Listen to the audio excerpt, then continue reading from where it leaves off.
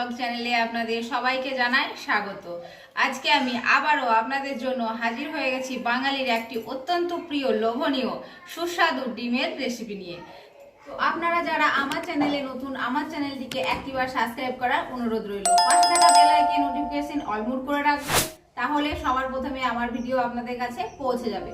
তো চলুন রুই মাছের ডিম দিয়ে বড়া কিভাবে বানাতে হয়, কি কি উপকরণ লাগে আর আমি কি কি উপকরণ দিচ্ছি, আপনারা পুরো ভিডিওটা দেখতে। বন্ধুরা, রুই মাছের ডিমের বড়া বানানোর জন্য আমি এখানে নিয়ে নিয়েছি 250 গ্রাম রুই মাছের ডিম।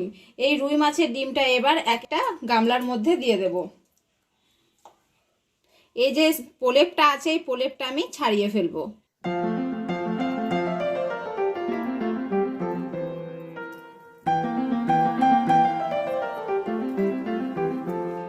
ডিমের যে প্রলেপটা ছিল পরিষ্কার করে নিয়েছি ভালোভাবে। এবার আমি এর মধ্যে একে একে উপকরণগুলো দিতে থাকবো। এখানে নিয়ে নিয়েছি আমি 100 গ্রাম মতো বেসন,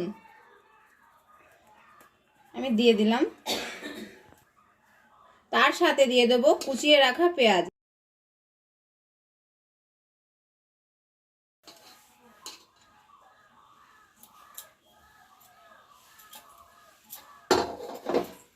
তার সাথে দিয়ে দেব আমি কুচিয়ে রাখা কাঁচা লঙ্কা, পরিমাণ মতো লবণ, পরিমাণ মতো হলুদ, তার সাথে দিয়ে দেব আমি অল্প পরিমাণ লঙ্কার গুঁড়ো।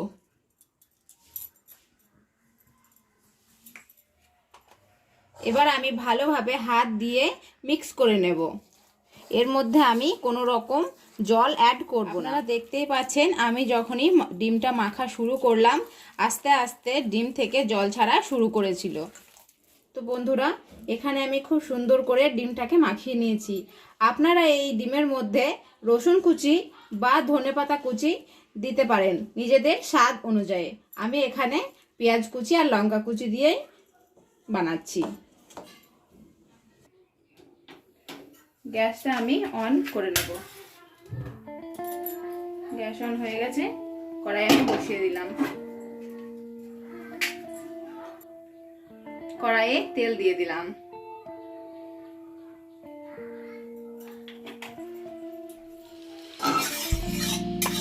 তেলটা খুব ভালো করে গরম করে নিয়েছি।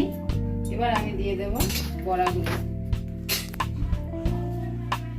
এবার আমি দিয়ে দেব তেলের মধ্যে বড়াগুলো।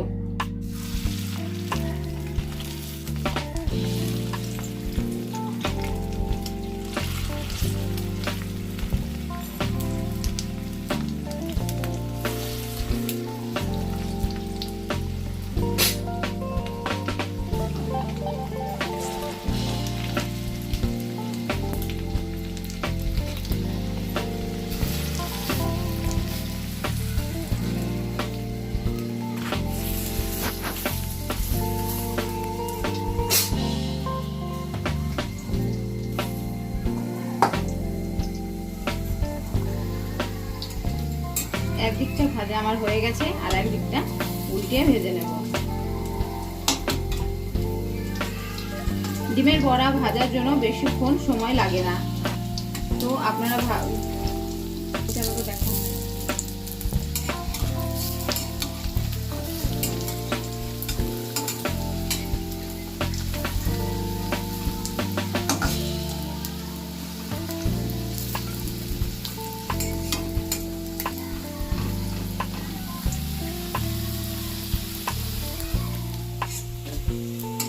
বড়াগুলো ভাজা হয়ে গেছে, এবার আমি তুলে নেব একইভাবে।